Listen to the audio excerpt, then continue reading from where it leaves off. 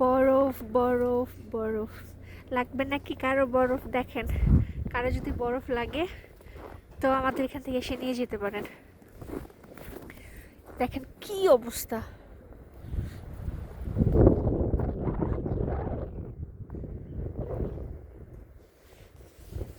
সকালে একটা ভিডিও করেছিলাম, আপনাদেরকে দিয়েছি।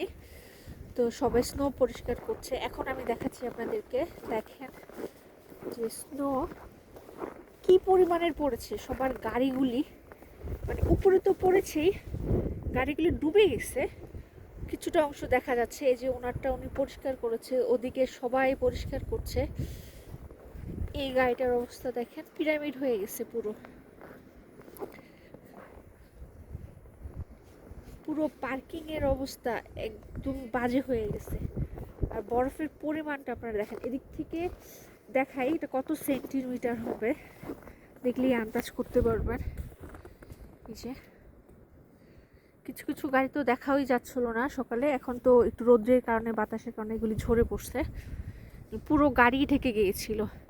এই দেখেন, এখান থেকে আমি দেখাই, এই যে পরিমাপ দেখেন, মিনিমাম এখানে আমার 2 ফুট মানে পর্যন্ত দেখাচ্ছে। 2-2.5 ফুট, 2.5 ফুট।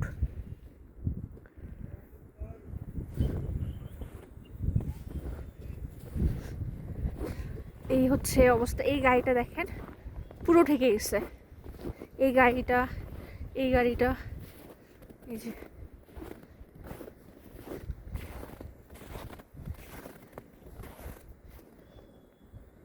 কি বাজে অবস্থা। ওই জায়গাটা নিচা, ওখানে 2-2.5 ফুট পড়ছে। এই জায়গাটা দেখলে বোঝা যায় মিনিমাম 3 ফিট পর্যন্ত বরফ। আমরা বরফের মরুভূমিতে আছি এখন। এই বরফ পরিষ্কার করাটা যে কি কষ্ট।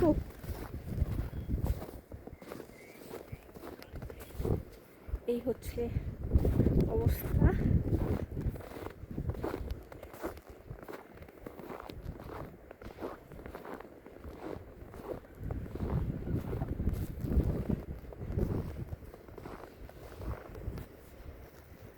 আকাশ আর মাটি একরকম লাগছে।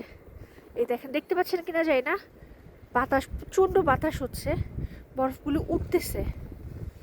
এখানে তো পিরামিড বানাই ফেলছে সবাই, এখানে যার যার গাড়ি পার্কিং পরিষ্কার করে এখানে জমা করে রাখছে। যে গাছের অবস্থা।